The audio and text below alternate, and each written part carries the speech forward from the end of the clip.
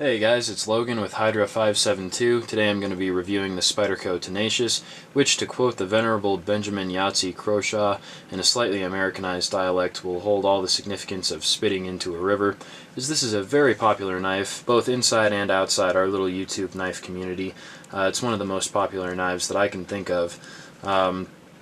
So we'll try to cut through a little bit of the hype and give an honest review. And another thing that I won't be doing is doing too much comparison.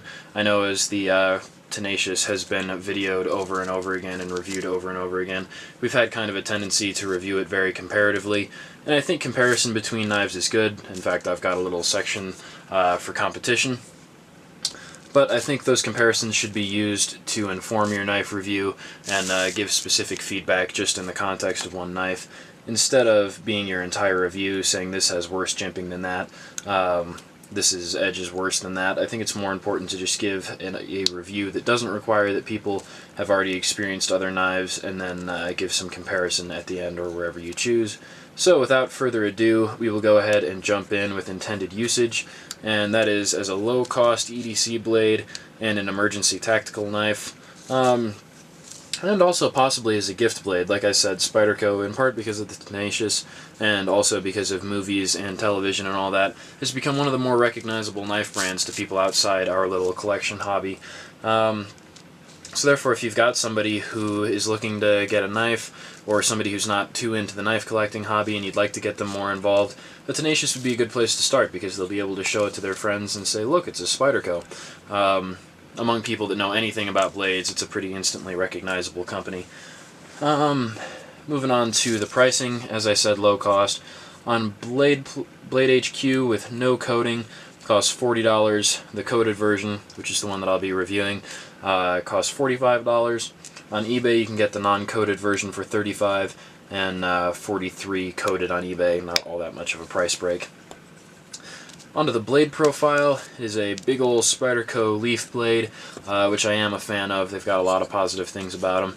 The tip is pretty acute. I think if you were to abuse it heavily, you could get the thing to snap off, but you would have to be abusing it. I'm not worried about it.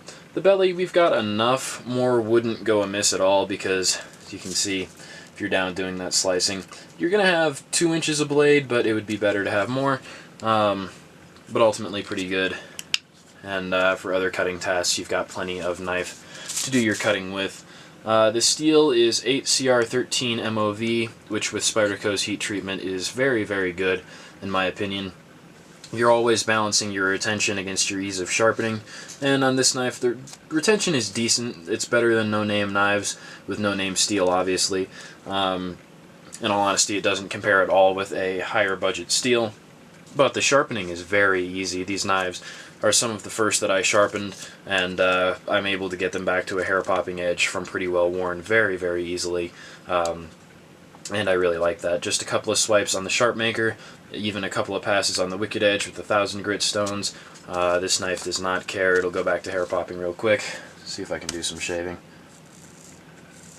Yeah, that's just been sitting in a drawer for a couple of days after doing some cardboard cutting.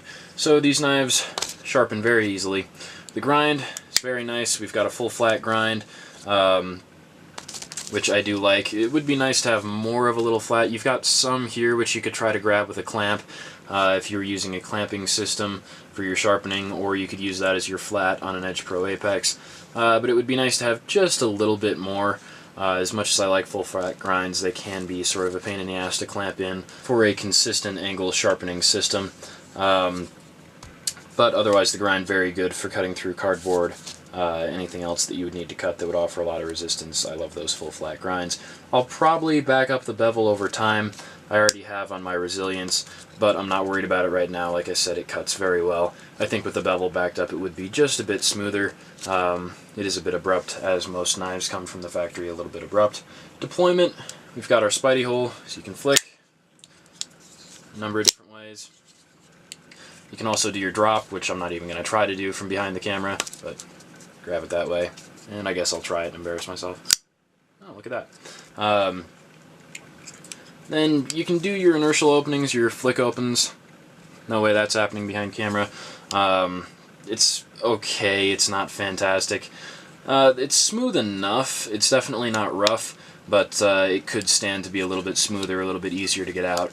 I'm not too worried about it. It just doesn't feel exceptionally smooth the way that other Spydercos might. The lock, we have a jimped liner. I like this little recess for your thumb. Makes it very easy to operate with one hand. But that is sort of the center of where the ergonomics problems happen. But we will talk about that a bit later. But you've got a nice resounding click, flicking the knife open, and it does feel pretty sturdy. Got those big old liners in there. So I like it. Play, we've got a little bit both ways. A little bit more side to side than I would like, but it's not a problem. And up and down, it's pretty good.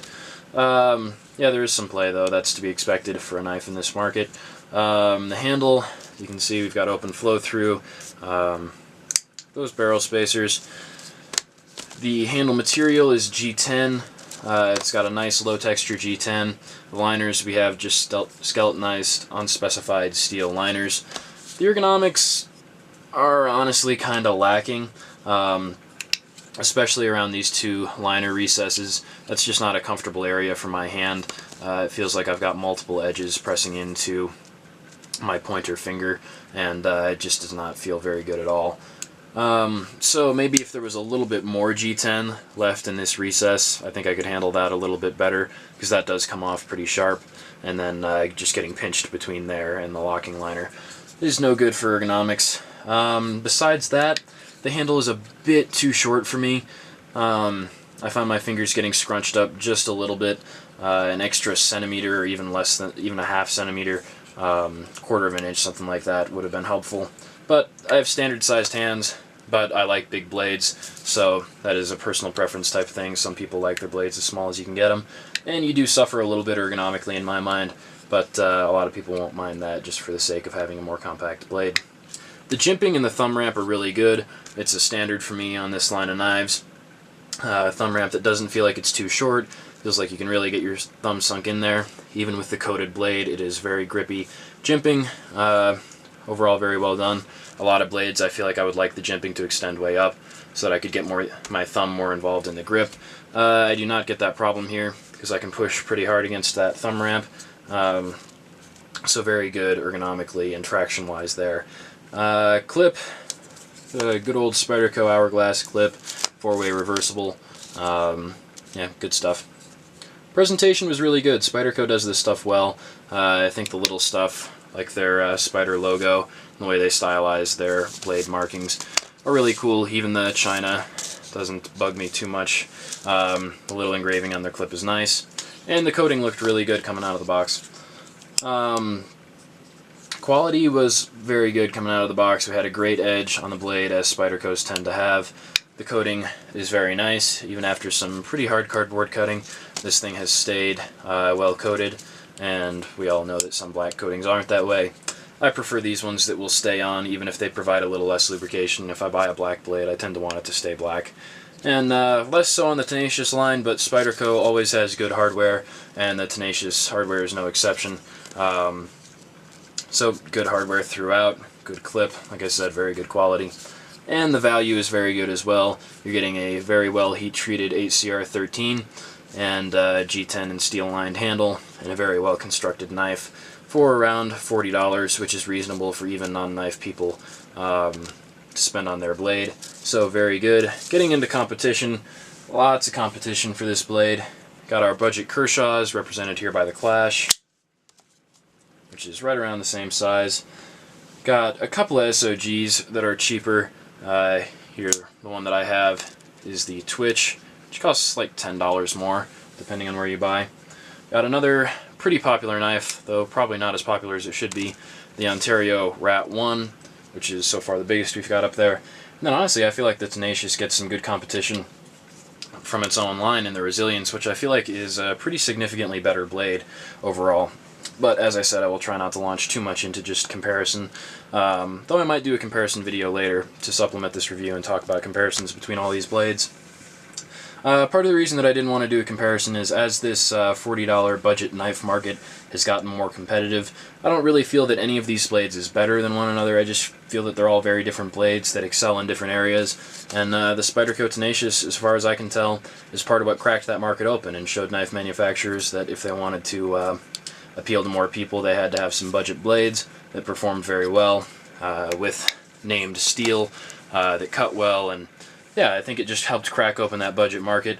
So very thankful to the Spyderco Tenacious for that, even though it is not my out-and-ahead favorite of the knives that I've shown, or of the knives in this price range. I think it does stand up very well. Some minor ergonomic hitches and the deployment could stand to be a little bit smoother.